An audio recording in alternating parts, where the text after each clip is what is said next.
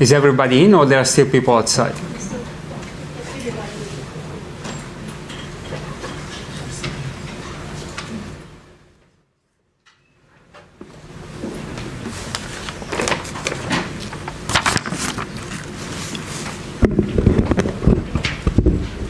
I think we can go. Okay, kia ora everybody, and welcome to this second lecture for the Gibbons series 2024. My name is Giovanni Rossello, and I am the head of the School of Computer Science here at the University of Auckland. So it is my pleasure to chair tonight second lecture of this series on computer gaming and esports. So for those of you that don't know yet, Peter Gibbons was an academic in this school and one of the first leaders in our academic unit. So the work that Peter did and his leadership has been instrumental in lay the foundation and set the course for our school to become today the most successful computer science unit in the country and top 7 in the Oceania region.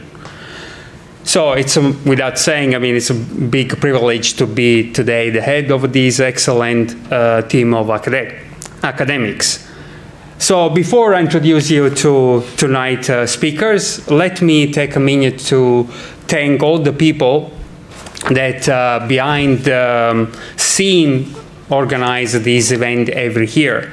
So I would like to thank Professor Jill Dobby. She's not here tonight because she's on a business trip overseas, but I'm sure that she's looking online for basically leading the team and together with the team coming up with the theme for the series, coming up with the speakers, inviting people over. So it's a lot of work.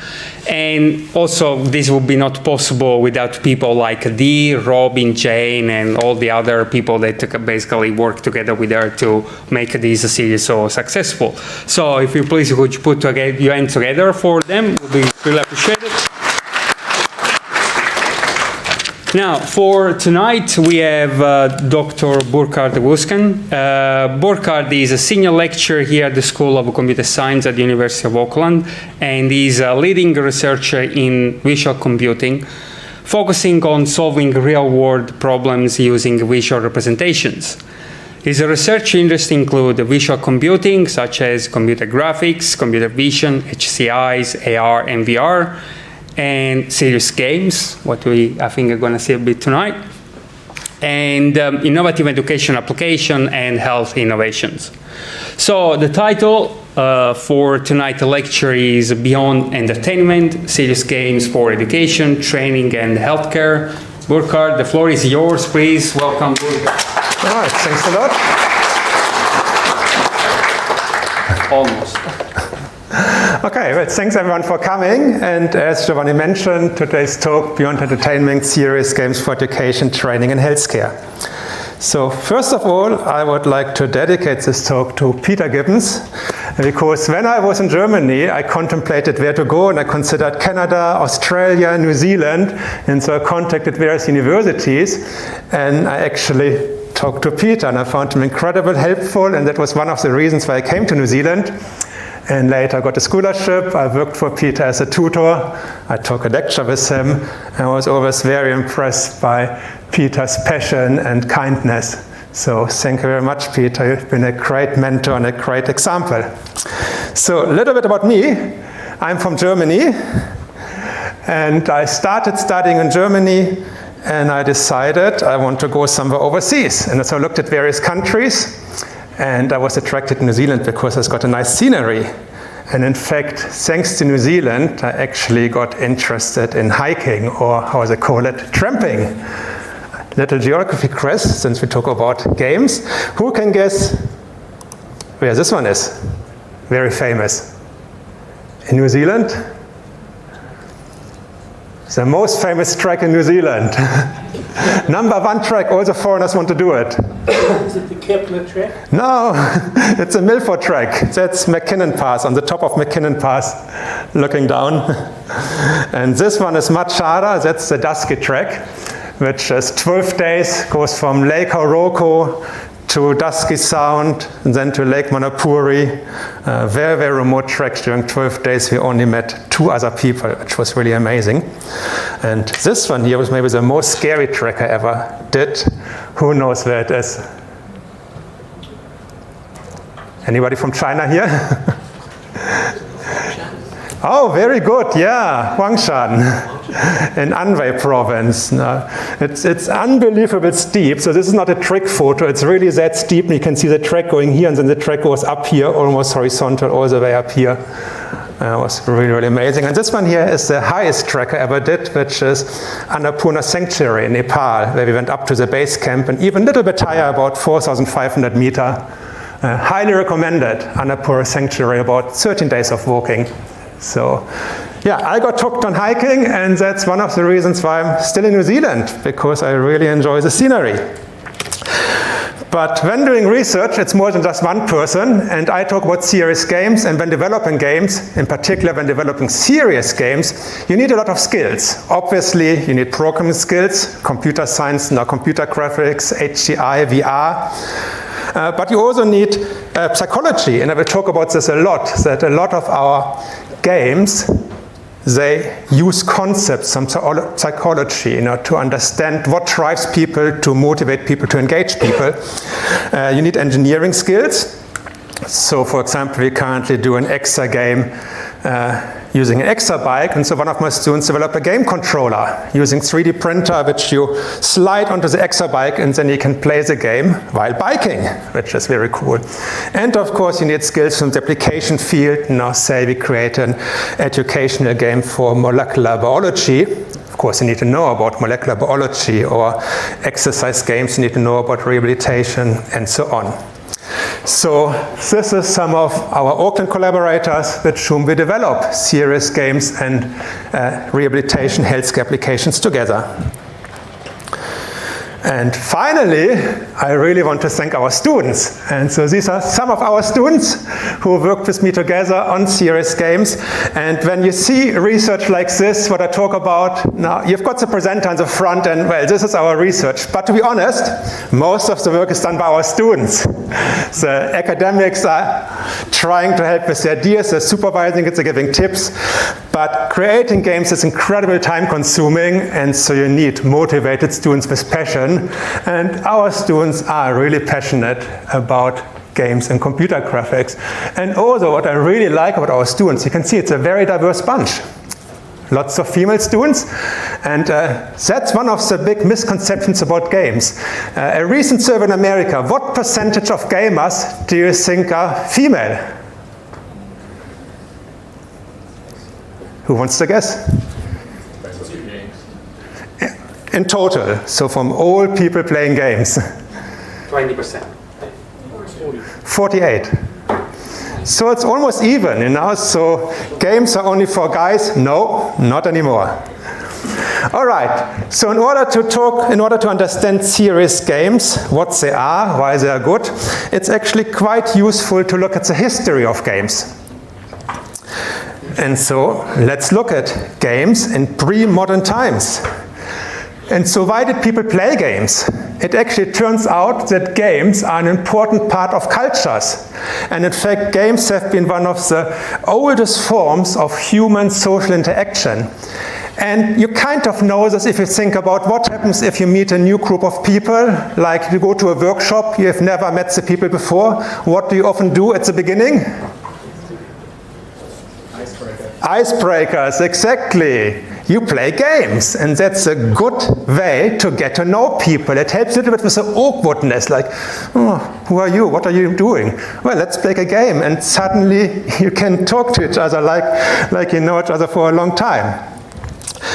So games have been used for cultural and social bonding in order to form a community.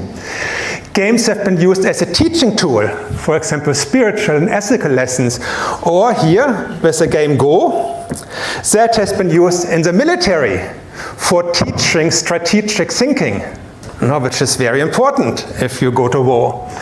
It has been used as a way to display social status. Say a game like chess or like Go, it's actually quite difficult. And if you are good at this, and if you actually have got time to play Go, and if you've got a very elaborate elaborate board, it shows you've got social status. Like nowadays, people might buy a BMW or a Porsche and say, wow, look at me. Well, at that time, there were no BMWs, but if you had an elaborate game board and you could play it, that actually showed your social standing. And it was used to gain political power. So in the Roman Empire, panem et circenses, now bread and circuses. What did the Romans do? Now what did the rulers do? Well, they offered populace bread, somewhere to sleep, and the games, gladiator games. And why do you think they did this? Stop the riots. Yes, exactly. Distracting people, like maybe there was some corruption, maybe people were unhappy with something with political class, but hey, if you give people a place to sleep, something to eat, and some entertainment, they were in general quite happy, So, political power, very strategic thinking, very clever people, the Romans. Okay, what about modern games? So 1500s, this is when the development of modern chess started, modern chess rules. So it's actually quite an old game. And then 1800, a game called Gibbons came to the Western world, not to Europe from India. And that is now known as snake and ladders. But what is very interesting, when we talk about snake and ladders, it's just a game. It doesn't seem to have an inherent purpose. But actually the Indian version had an inherent purpose. And that was teaching karma. What do you think is the meaning of the snakes and the ladders? What do they symbolize? There would be ups and downs. Yes, so ladders represent virtues. Good deeds. If you're doing good deeds, you get good karma, you get reborn as something better. And snakes represent vices, not bad deeds, and then bad karma. You get born as something really bad. So it was actually teaching something, and that's something quite interesting if you look at gaming, that historically a lot of games had a higher purpose. It was more than just entertainment.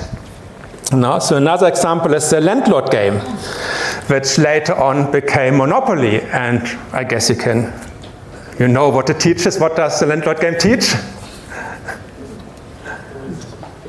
How to get rich. Yes, yeah, very good. Yeah, economics. So it's teaching to invest. It teaches risk-taking. If you take too much risk, say you invest all your money to buy houses, and then you get into somebody else's house which has got a hotel, well, you have to mortgage your houses, you might have to sell them. But if you take a low risk, then you will probably lose too. So you have to find a balance, not taking too high risk, too low risk. And also interesting, actually teaches about taxes. Now it has got two fields, income tax and luxury tax. So it's actually a very good game for teaching children to think strategically about money, not just to spend it, but to invest it. And I used it for my kids. I play Monopoly with them, and they both started to invest, and they're both interested in what companies they're owning, like Alphabet. They're very happy with Alphabet. So I think it's a very, very good game, and it's more than just entertainment.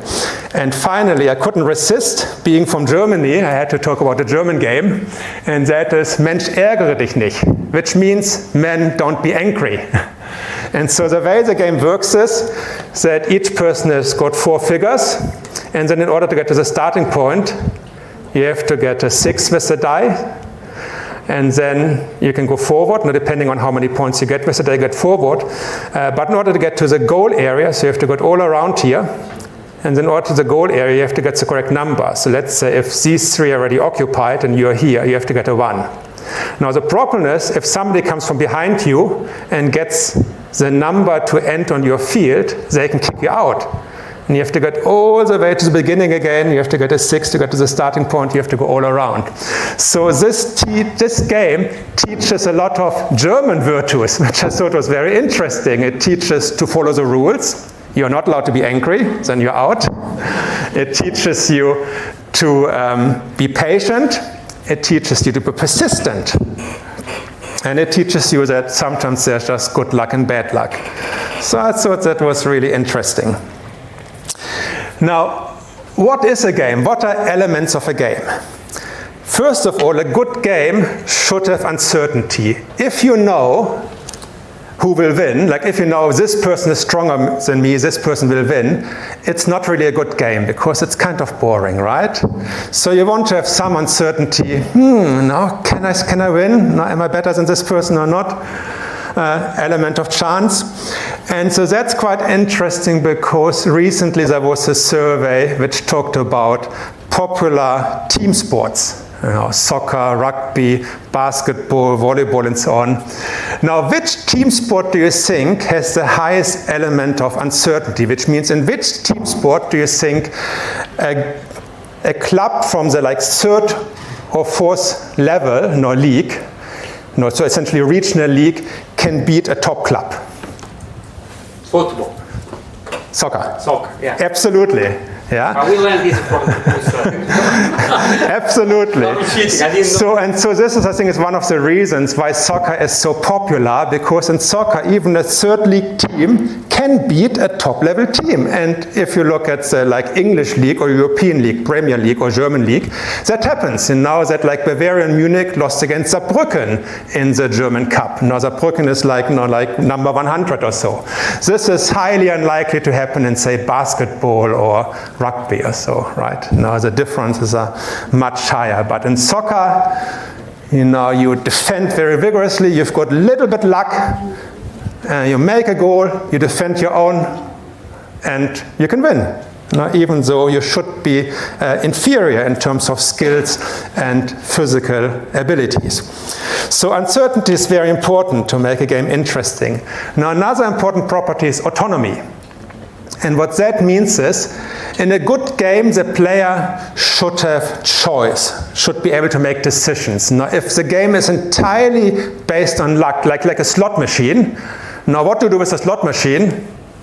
You pull it down, maybe you press a button, but you can't really influence a lot. And if people think they can influence it, they are wrong. And it's completely random.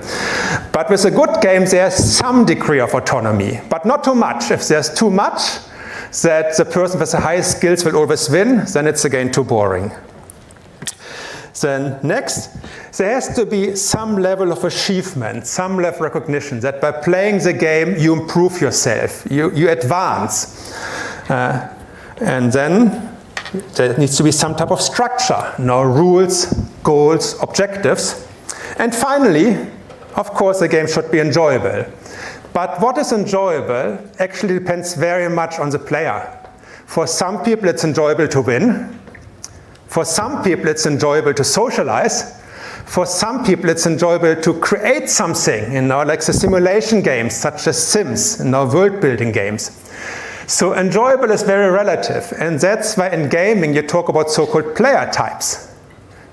And there are 6 to 7 player types depending what taxonomy you're using. So these are the elements of a game. Now, why do these elements make a game attractive? Yeah, oh, yes? You don't have experience there.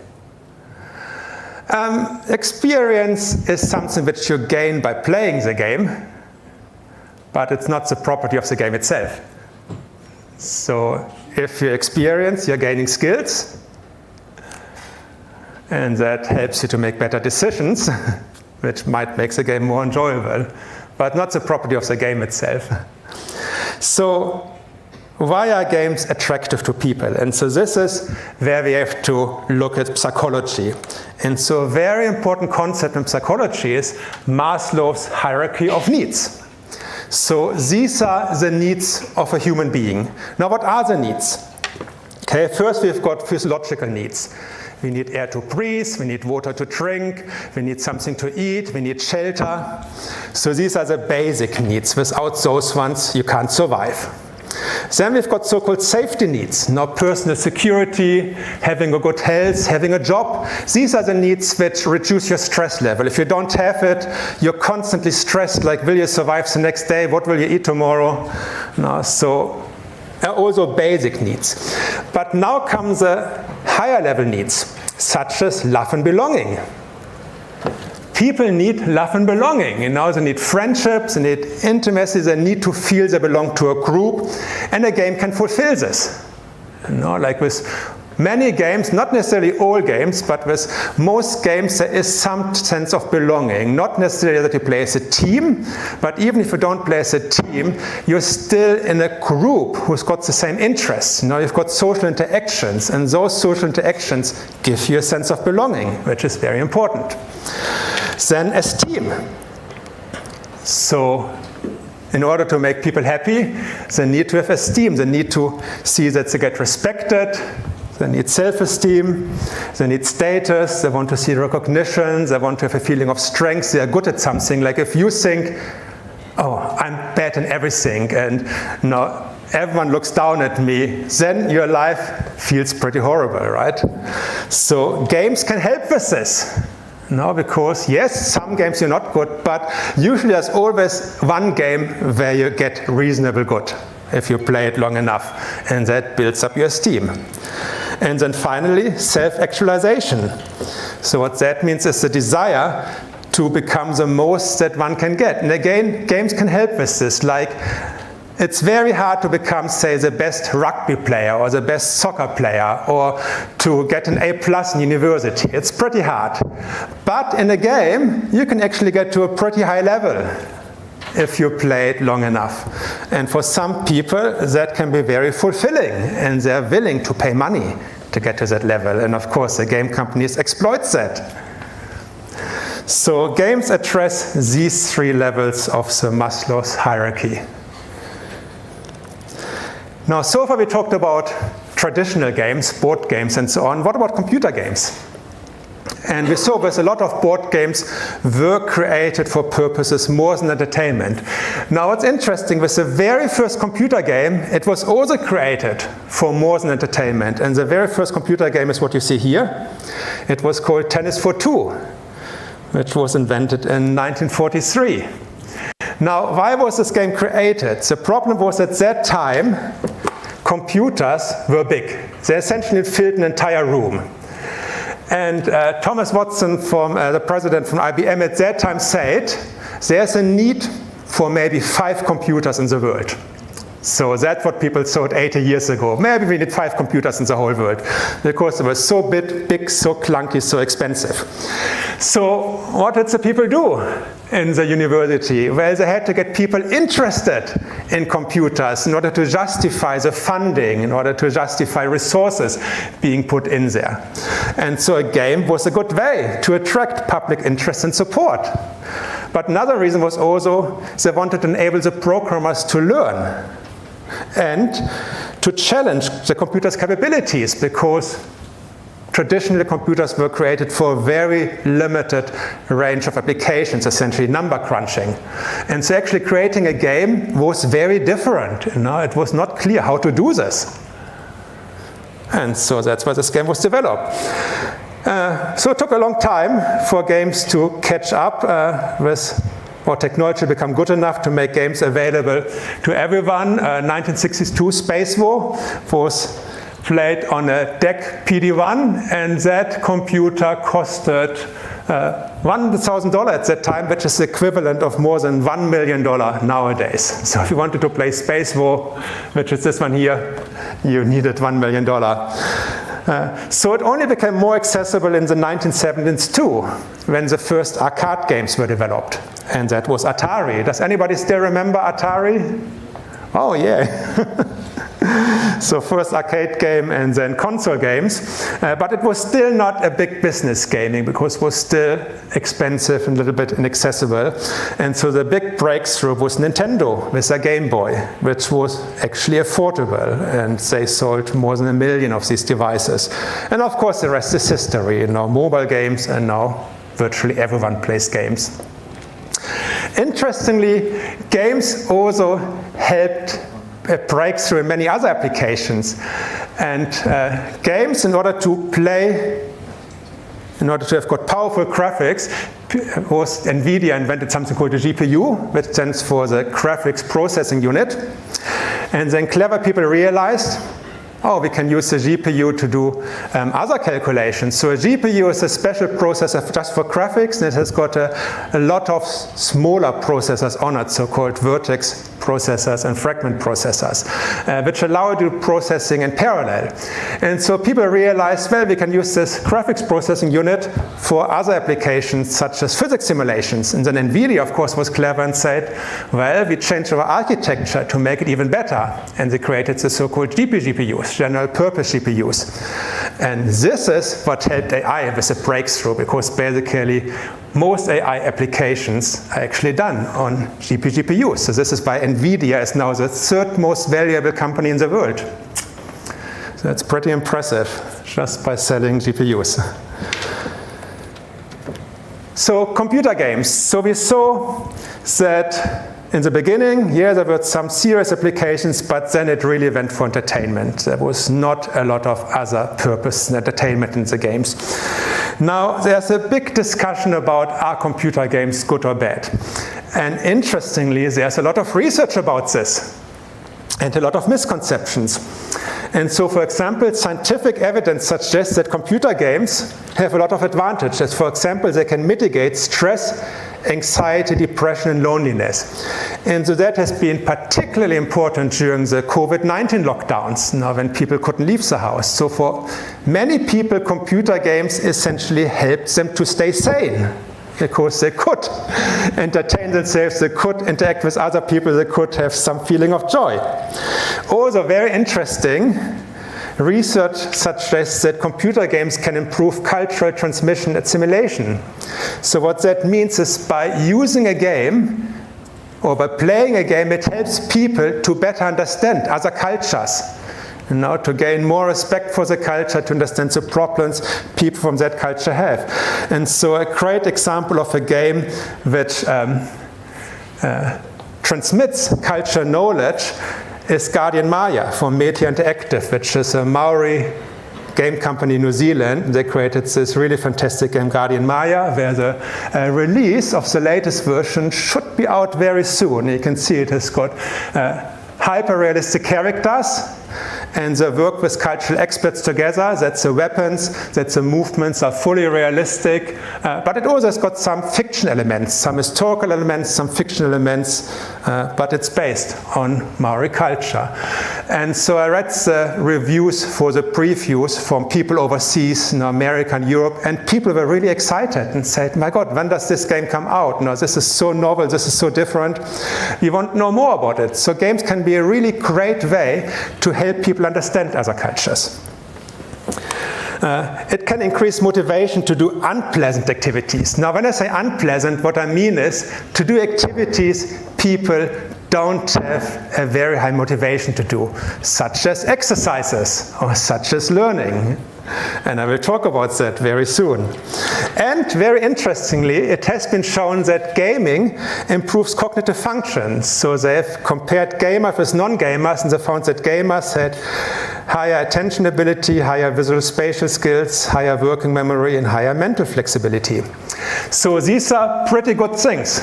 Now, why don't we all play games if games are so fantastic? Well, unfortunately, there are also some disadvantages. So first, games and violence. Often people say games cause violence. Now, interestingly, there has been a lot of research about this, and the American Psychological Association has evaluated existing research. They created so-called meta-research, and they say there's no evidence that games cause violence. There's a correlation, but correlation is not causation. And so basically, what seems to be the case is that people who've got violent tendencies probably prefer violent games. But it's not, there's no evidence that the game itself causes people to be violent. Okay? So basically it means some people probably shouldn't play certain games, but if you're not violent, you probably don't get violent by playing violent games. And in fact, I would claim that games can be a good way of stress reduction. Because for me, personally, games are a little bit like a punching ball, right? You're upset with something, and then what do you go to? Go to the gym, and you punch a ball. It doesn't mean you punch somebody's face, right? Most people wouldn't do this. So similar with a game, and now you're upset with something, and now you're a little bit, oh no, had a really bad day. Yeah, why not playing a game, right? So, interesting research. But of course, there are some risks. And so all the research says for at-risk individuals, it can increase negative emotions. So if people are depressed, or if people are angry, and they are violent, yes, the game can make it worse. And there's some weak evidence that gaming decreases physical health. Weak evidence because what has been shown so far is that gamers usually have got a higher body mass index than non-gamers. But it hasn't been shown that they die earlier. But a higher body mass index is not very good. And also, and what I really don't like about a lot of companies nowadays, a lot of game companies employ psychologists. And they employ psychologists in order to make more money. And they make more money by using elements which encourage people for unhealthy behavior, such as making the game addictive or integrating gambling elements. And so one way, for example, how gambling elements are integrated is so-called loot boxes. And so what is a loot box? A loot box is a game element which has got something hidden inside, which is good for you. But you don't know what it is. So it could be some coins to buy something, but could be a special weapon, or could be a rare character. And you pay real money for this. Not a lot, but maybe $3, $5, and that is gambling, right? So if somebody would do this, now you pay $3 for the chance to get $100, like lottery, everyone would say that's gambling. But in a game, well, it's not regulated, it's not considered gambling, but it's really the same. And also, very interesting, games can be used for propaganda from all sides. And for example, there have been games by the white supremacist groups in America, one game called Ethnic Cleansing, and I won't give too many details because you can guess what it's like. But similar, ISIS, Islamic State in Iraq and Syria, they promoted a game called Salil al-Sabarem, which means clanging of the swords, and you can guess what that game does, right? So there has been a lot of research about this. There's one UK academic, and he calls it playing for hate. And sadly, for some people, that's quite attractive. Sadly, some people, they've got this inherent hate, and by playing, they feel even more hateful, and terrorist organizations can use this for recruitment. So in fact, they're using computer games for recruitment, to recruit the next terrorist. So that's pretty bad, playing for hate.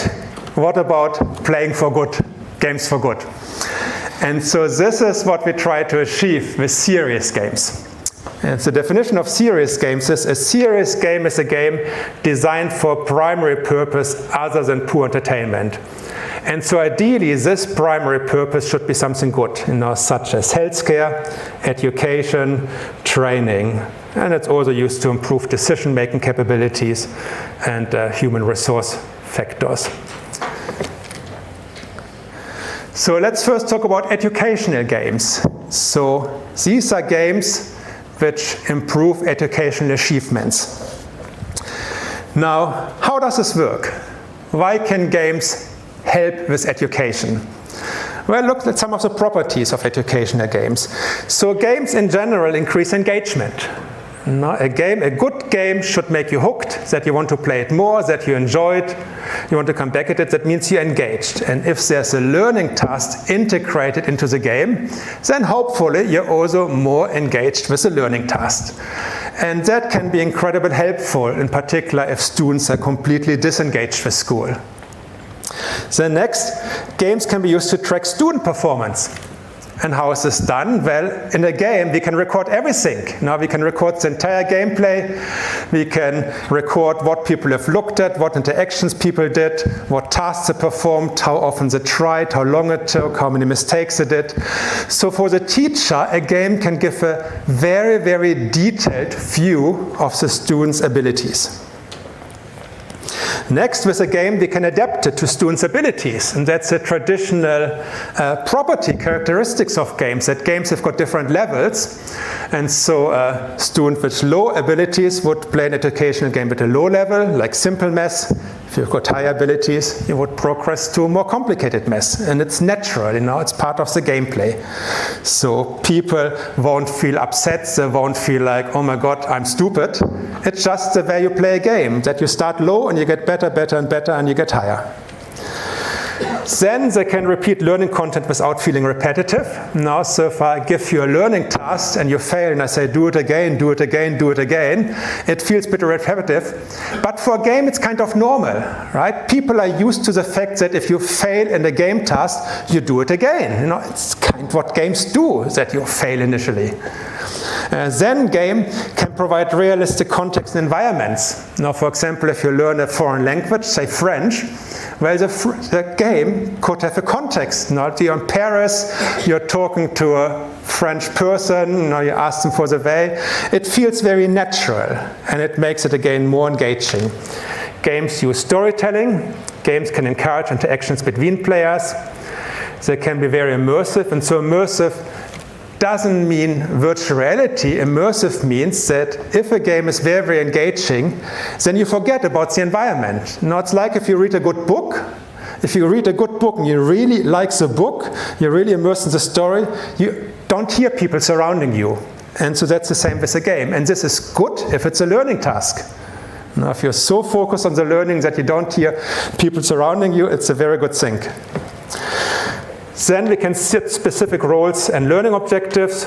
We can easily change parameters and tasks. We can change the time and place and also make it in, say, historic times, Roman Empire or Greek Empire. It's very easy with a game, it's just a virtual environment. And it's also less risky. Say we do chemistry experiments. Well, if you mix the wrong chemicals, bad things can happen. But if you do the experiments as part of a game, virtually, then of course there's no risk. So now you might wonder, sounds good. Why don't we do all learning using games? Well, unfortunately, there are also a lot of drawbacks. And one of the biggest drawbacks is it's very, very time consuming and expensive to create a game, in particular a learning game. And so this simulation game here, which I will talk about, Hands-on DNA, that took a master student and 2 research assistants basically half a year to create. And that is for 10 minutes of playtime. So half a year investment for 10 minutes of playtime, you get where the problem is. But also, very interesting, we found that games raise student expectations. And so what is the problem? So let's say in one course you do a really, really engaging game with cool graphics, cool gameplay. And then another course has a game which is less attractive. What do you think happens? You will say, this course was really bad, such a boring game, they should try harder. And that's exactly what we found in our research, and I'll talk about this, that the more experience people got, the less or the more difficult it was to satisfy them, the lower was the effect. So you get this, expectations get higher and higher, and suddenly everything else is, very low quality. Then one thing I'm really worried about is loss of diversity of learning.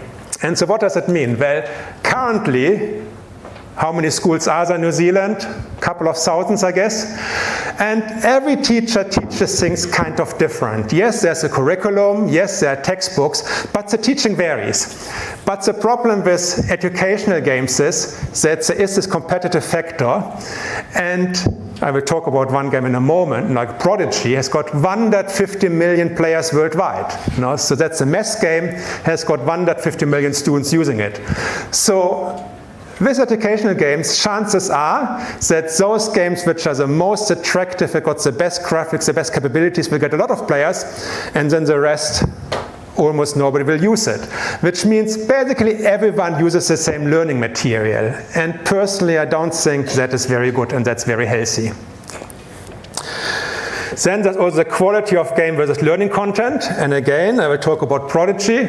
My personal experience, now I've got 2 kids, is that teachers prefer the games which look the most impressive, which are the most engaging. Unfortunately, that also means often these are the games where there's a lot of gameplay and not a lot of learning. So learning is not very efficient, and then it's not suitable for all learners. No? So I personally think educational games are best for students which are very disengaged. Now, if a student simply doesn't want to go to school, then getting them an educational game is a good investment. And even if there's only 5 minutes learning for 30 minutes playtime, it's still better than nothing. It's better than skip school. But what about somebody who's very motivated and learns very efficiently and actively looks for learning content on the internet, reads textbook? Then a game is very inefficient, because the time of learning compared to the actually playtime is usually quite small. So let's look at one commercial game. And I chose Prodigy because that's what my kids are using in school. And that's a so-called freemium role-playing game for learning math and English. So freemium means it's free. It's free inside the school. And there's also a free version used outside the school. But of course, the company wants to make money. And so how do they make money? They offer add-ons. And so you've got the free version, you've got the professional version. Professional version gives you extra capabilities. Like for the children, it gives you special tasks, special environments, special characters, which you can't get with the free version. So the children will bother the parents. Can you please pay for me? For the parents, there's also reports, for example, and there are so-called tutoring slides. So the child plays a game and the parent gets a report. Your child is good in geometry and good in this and good in this and has got some deficits in this and this and this. And hey, here are some practice sheets to help your child. And the company actually offers video tutoring. And they're actually very good with this. So we made use of the free, they gave one free session. And I was very, very impressed with the teacher. It was an incredibly good teacher, but it was also incredibly expensive. It was something like, I think, $30 for half an hour. So it's roughly 50 New Zealand dollar for half an hour. And so most people can't afford this. At least not with my salary. So it's used by 3 million teachers and 150 million students. No? So it's a very, very popular game. I don't know how many people use a professional version, but even if it's only 5%, it's a lot of money. And it uses popular concepts such as competitions, scoreboards, collections, and so on. Basically, it's a little bit like Pokemon Go. So you have got different environments, different islands, like the ice islands, the forest islands, the treasure island. And then you've got characters, and you have to build up your characters by battles. And the battles are mathematics. Now you've got math battles where you have to solve mathematical questions, and if you solve it well, then you can choose a move. Again, similar like Pokemon, your characters have got different moves, and then you have to choose the correct move with the correct opponent character in order to beat the opponent. So it teaches you mathematics, but it's not very efficient because, say, for one math question, you basically play 3 or 4 minutes. So that's why I said, yeah, okay, if a person is completely disengaged, why not? But for me, it's really an add-on. But yeah, overall, it's a very interesting game. It has got a really, really big game world, lots of characters, and even after 3 years now, the children still like to play it. And they're allowed to play it, in my case, but not too long, because it's essentially a reward. Now, does it work? Well, it depends who you're asking. So there's some research that seems to be mostly sponsored by the company, which says that it does work. Well, it was a scientific paper, but then the same name occurs in another paper, which was published by the company, so a little bit suspect. But yeah, so this paper says that Prodigy positively correlates with improved math scores. And students in schools in California who use Prodigy achieved higher test scores than schools not using it. But, and as always there's a but, there are some concerns about the way the data was collected, whether it was really appropriate and it was not recorded, what other tools people used, how long they spent on this. And so of course if a school used Prodigy and then spent 3 hours on it, and another school didn't use Prodigy and maybe spent 15 minutes on mathematics, well then maybe the problem was the time used with teaching mathematics and not the time teaching Prodigy. So I would say some weak, very, very weak evidence, but not really clear. Nevertheless, I think it's a good, useful tool, and I'm quite happy with my kids to play it, but I consider it more an entertainment tool. Now, what is the criticism? Why do people not like Prodigy? Well, the first one is there's a really emphasis on monetization, as I just mentioned. There's some concern that it's not effective, and I kind of agree with this, because from my observations, the game doesn't really teach mathematics. Now the students have to answer math questions, but there's very little formative feedback. Now it's more like, well, what's the solution to this question? And then they get some feedback, oh, you didn't consider this and this, or the solution is this and this. But I think it's very limited feedback in terms of improving learning. And now there's some learning, learning by doing. If you do a question often enough, eventually you get it, but I don't consider it very efficient learning. Now, what I consider a much more severe criticism is it teaches kids to be consumer. And what that means is children learn to consume learning. Now you sit in front of the game, you don't actively search for knowledge, you don't actively say search for a good textbook, go to the teacher, you just sit there and you play and you hope, well, eventually I will get it. Now, I don't think it's a very good attitude, and it doesn't bring you very far in life. Then some people say it's distractive. I think it's certainly distractive for people who are passionate about learning or want to soak up as much information as possible. Inequitable, and I totally think it is inequitable, because in order to get the best learning outcome, you have to get the professional version, you have to get the tutorial slides, and ideally you want to get the video tutor. And I think then you're actually learning a lot. And as I say, the video tutor, I was really, really impressed. It was one of the best teaching sessions I've ever witnessed. Excessive screen time. Peer pressure. And so where does the peer pressure come from? Well, it comes from the fact that with the professional version you get extra rewards, extra skills, extra characters. And so it means, of course, the kids see what the other child has, and then they go to mama or daddy, da-da-da has da-da-da, and that's so unfair, and I'm trying so hard, and I can't compete with them. So, can you please buy me? So very hard to say no. So, interesting game. I think there's some benefits. It's very well made, but I think also a lot of disadvantages. And so I think that's one of the big challenges in this area, serious games. If you talk about commercial games, yes, they want to make money. Now, of course, they want to do teaching, but the main objective is to make money. And if your main objective is to make money, then I'm not convinced that you get the best possible teaching. All right, now as another example, I've got here a research project. And so that's from our students, called Hands-on DNA, exploring the impact of virtual reality on teaching DNA structure and function. Now, of course, we are a university, so we do research. So if we develop an educational game, we do research with the game, how well does it work. Now, what was the problem? So this was a game developed in collaboration with the School of Biology, as Professor Jane Ellison. And so what we observed, or what the biologists observed, is that students were struggling with several key concepts. One key concept was relative size. How big is a molecule? How big is a molecule compared with a whole person, compared with a cell, compared with a nucleus? It was very hard for students to get this concept, relative size. Then what does a molecule actually look like?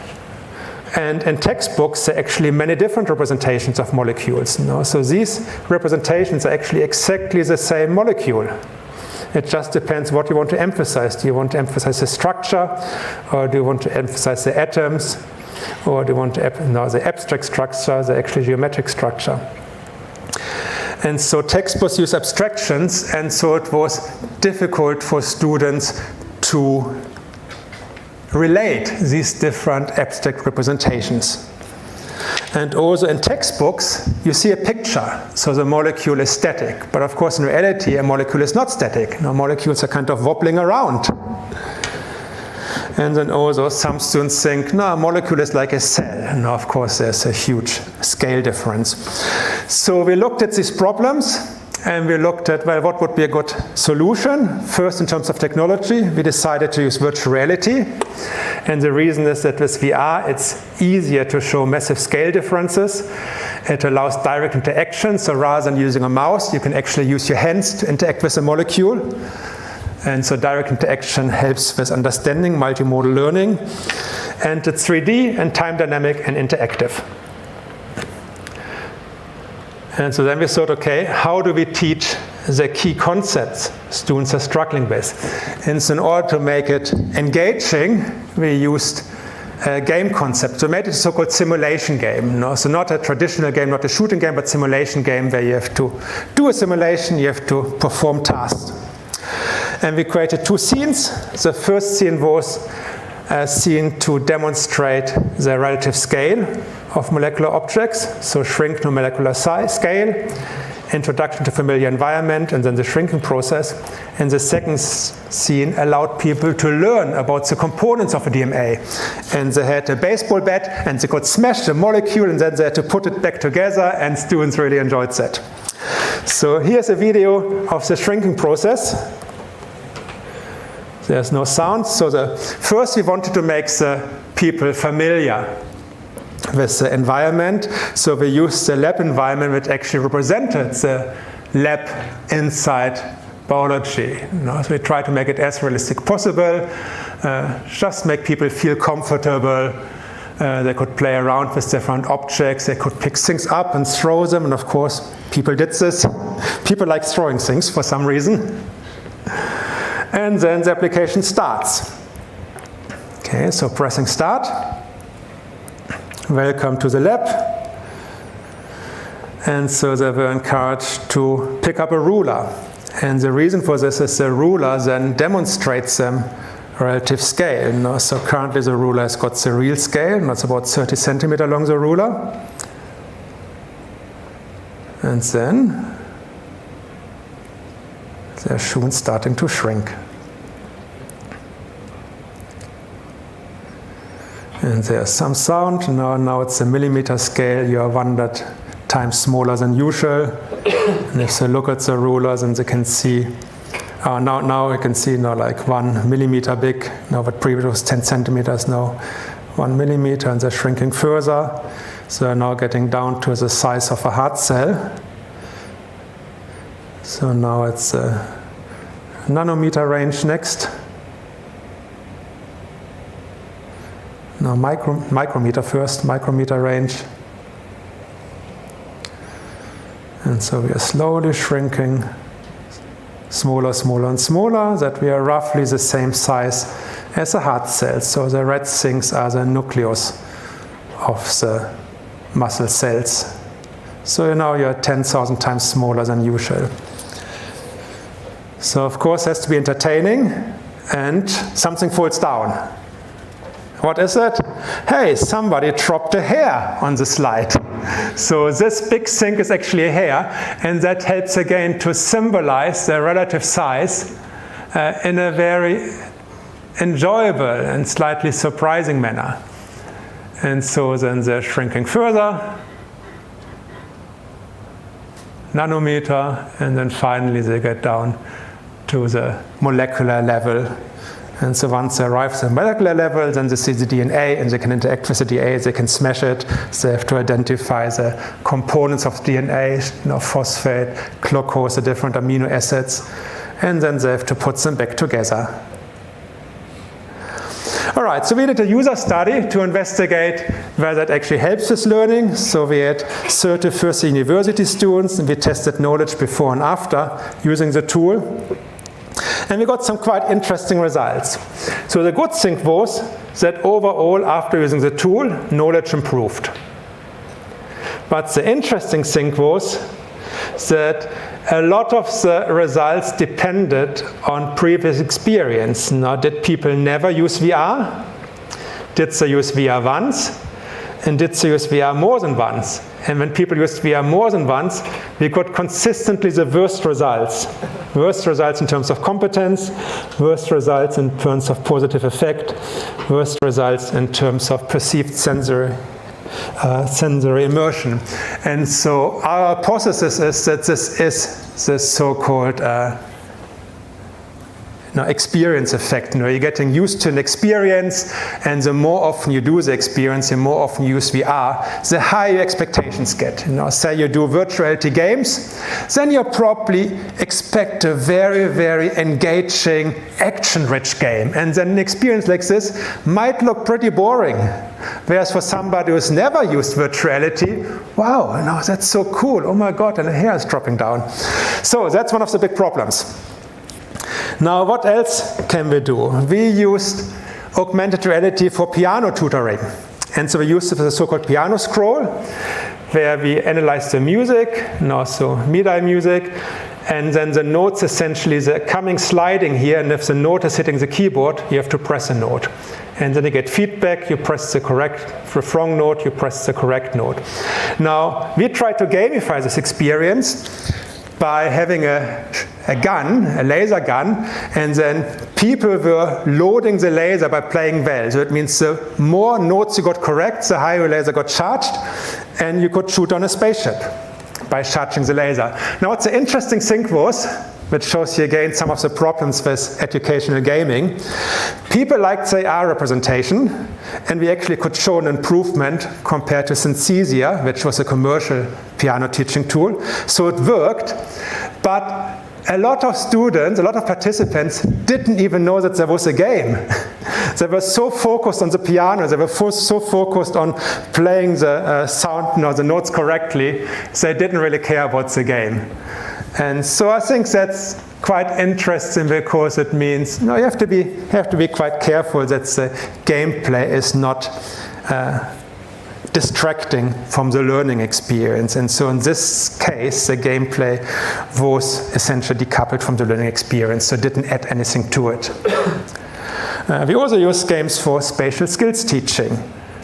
And we investigated both VR and non-VR, and we found that with virtual reality that it had a slightly higher perceived learning, but also higher subjective difficulty, which is kind of good because it shows, well, you don't really need VR for an educational game to be effective.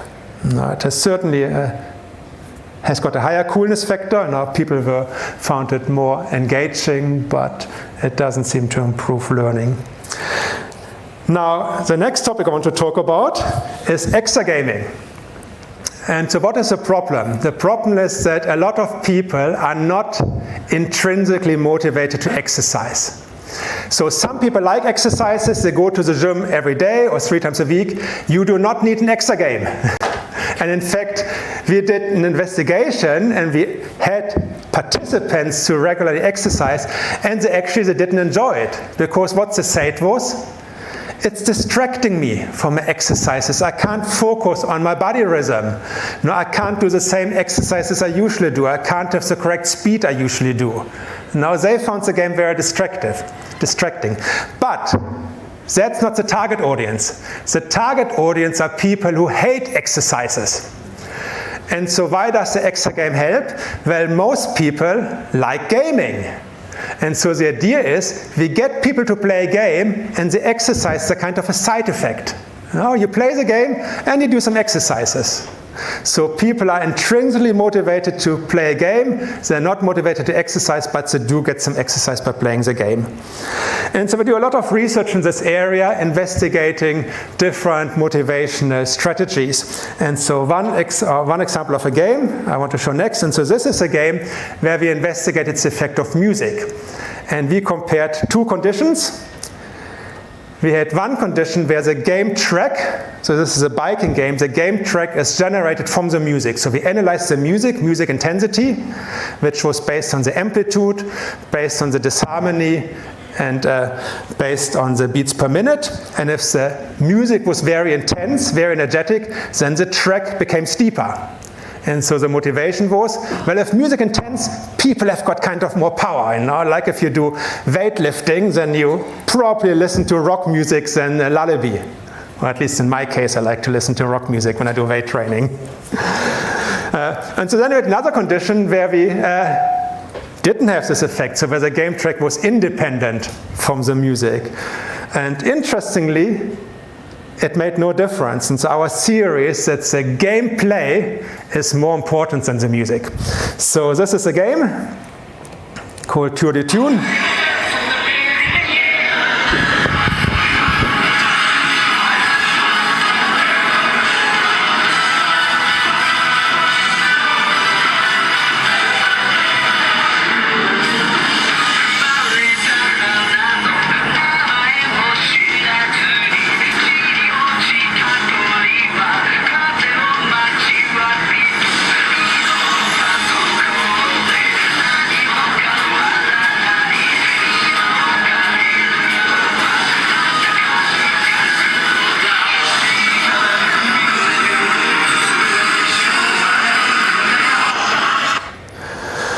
So that was very interesting research, and so it gives the message, focus on the gameplay, you know, makes the gameplay engaging, makes the game environment engaging, and have got clear goals, objectives. Music is essentially background, and of course music helps. So another interesting project was motivational strategies, and so the most common motivational strategy you know about is the so-called reward strategy. You do well, you get a reward. That one works, but then another interesting strategy is so-called self-competition. And so what self-competition means is you make a recording of yourself playing the game, and then the next time you compete, the next time you play, you compete against yourself.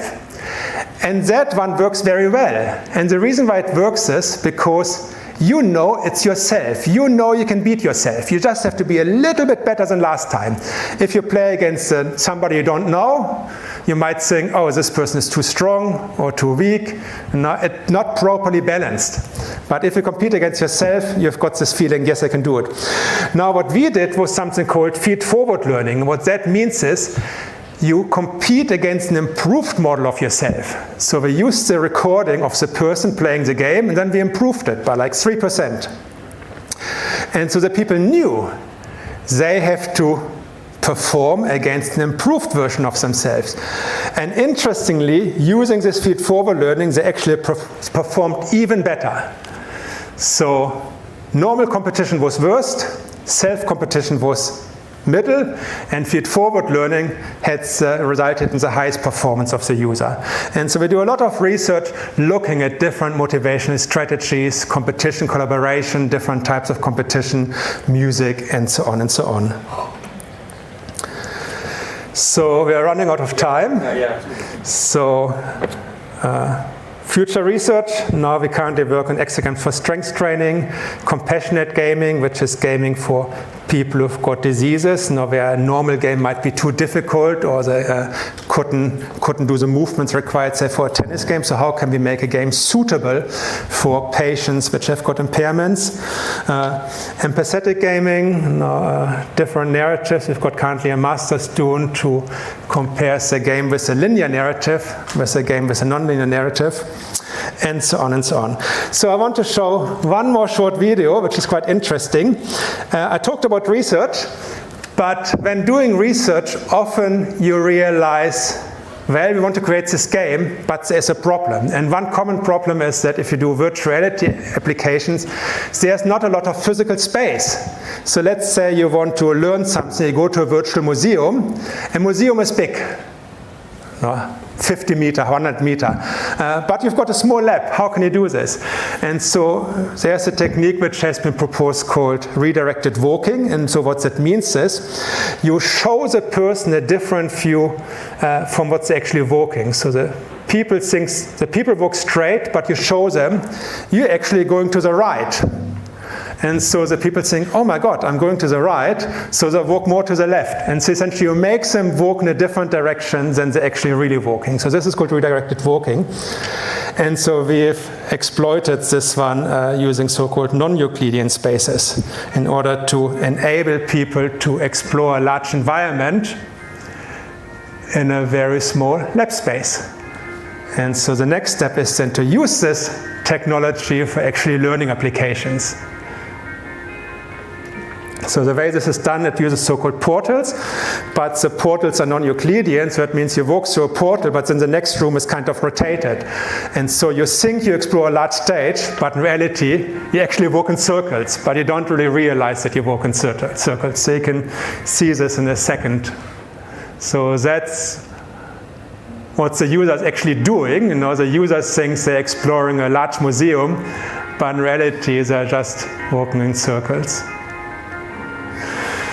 So that's it. So I hope you enjoyed it. No serious games for education, serious games for healthcare, and also a little bit about technologies which we can hopefully use to make serious games more effective. All right, thanks a lot, and I'm happy to answer questions if we've got time for questions.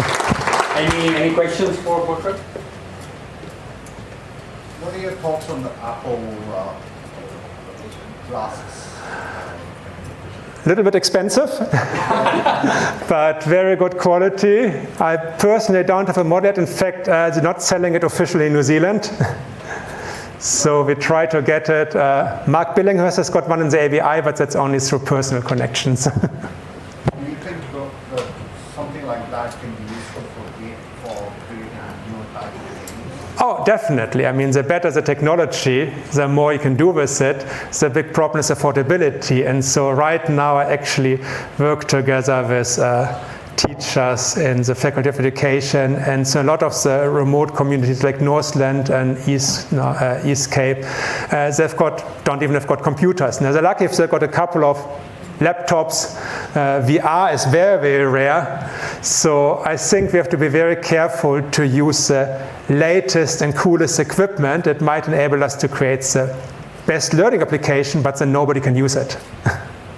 So we are more targeting low-level technologies, which are more likely to be available, tablets, laptops, maybe some cheap headsets, Oculus 2, not really cheap, but at least cheaper. Yes? What industries in New Zealand, apart from healthcare, do you think this has direct commercial applications for the next, say, 5 years? Yes, there are already a couple of companies who do EXA games. Not sure much I can say, but yeah, there are a couple of companies in that area in New Zealand. The New Zealand market is obviously very small, so companies would target overseas market.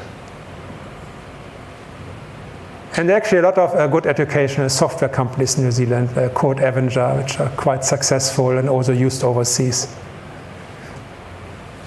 I was just going to ask, do you find there's like a sort of a drop off of age, like being a little bit skeptical, especially for like the maths games and the sort of like 10 or 11 or something, like a little bit too smart, so are you educated through that?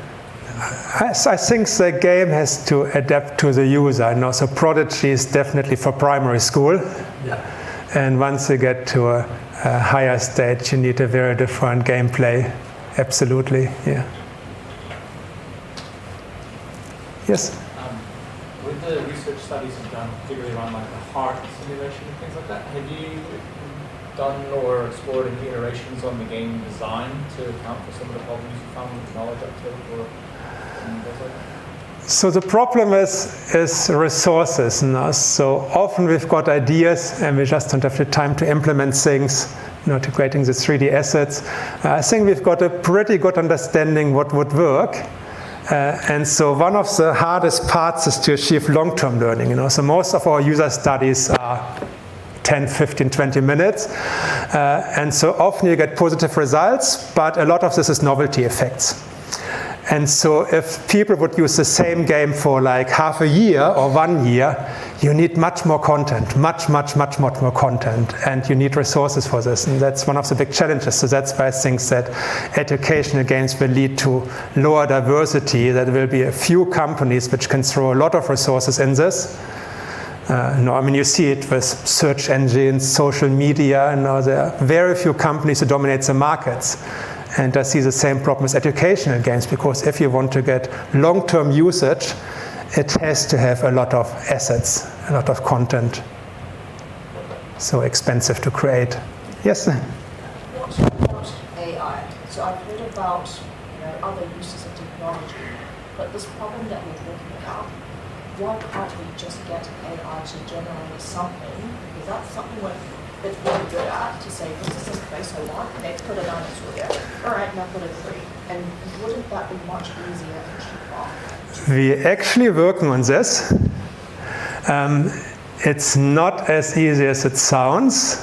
So first of all, it's very difficult. AI is good in creating things which exist already. Like, hey, create me a tree, create me a character.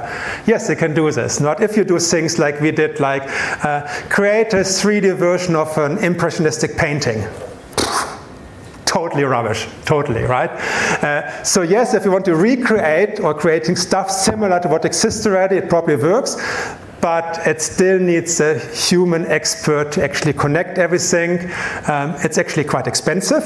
So we've got a student currently working on this. And if you create a 3D mod, so text to 3D, you talk about maybe $1 for an object, but you might have to do several generations to get what you want, and you need a lot of assets, so it actually adds up. But then animating it, you need different AI tools for this one, and then you still have to manipulate and improve it, because the animations created with the AI tool are not very good. So it's getting in the correct directions, but I don't think it's there yet. Maybe in the future. But it sounds like there's a lot of wasted resource, because everyone's generating all these assets, which isn't going into a marketplace for use for OpenAI client. And we're probably doing the same thing if we invented a word uphill every single time. Well, like I say, the problem with AI is it's trained using existing data sets. And so say, I haven't tried it, but I'm pretty sure if I ask now create me a 3D model of a DNA, I don't think I will get one, but maybe we should try it out whether I can do that. So in the end, you probably still need a human to do it. In particular, if you want to have certain properties, because you don't just need a model of a DNA, you need a model where you can say disconnect the amino acids and the phosphates and the glucose. So again, can I do this? Well, currently not. So I don't think we are there yet, and in particular, then you want to integrate the pedagogy. It's quite hard. Maybe someday we will be able to do it, certainly in certain cases. Now let's say something educational to teach French. I think I would be pretty good to create me a nice French scenery and make me a French coffee shop, and here's a French lady, and here's like some objects.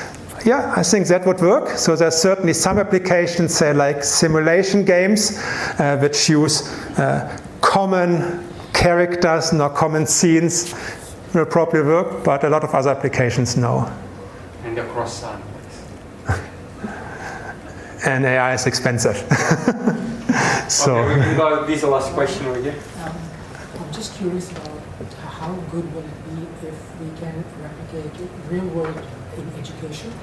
So I was playing a business simulation game some time ago, and I'm thinking today, is there a way that AI can help to make so I don't have that kind of bias that the real world is so much more fun if you're doing a business game, and how making of the game? Well, I can do a lot. So we've got currently one master student who works on who actually has developed a tool for teaching game programming using a variety of AI tools. And so it's pretty good helping to creating scenarios. Like when we say, for example, hey, give me idea for a game which uses 3 cute little squirrels and an evil crocodile. And it actually comes up with a story. Pretty good. And then we use other AI tools such as Midjourney, create concept art for this, create an image of an evil crocodile with red glowing eyes holding a sword. It's pretty good at that. It can do this. And then creating a 3D character, yes, it can do that one too. So you need several tries, often there are errors. Animating the character can't do it. But I mean, so far we only talked about the assets. And then you have to combine it all together and creating a narrative which actually contains pedagogy, and that one AI can't do yet. So it can certainly help. It's a tremendous help, and in fact, in the animation and design schools such as UB, they are using already AI for the teaching. So, and a lot of, I read that maybe about 50% of game artists use AI. So it's a good productivity tool that's used already, definitely.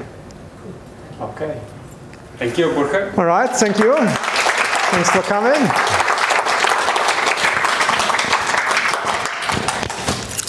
If you want to ask more questions, please go ahead. Yes, happy to answer.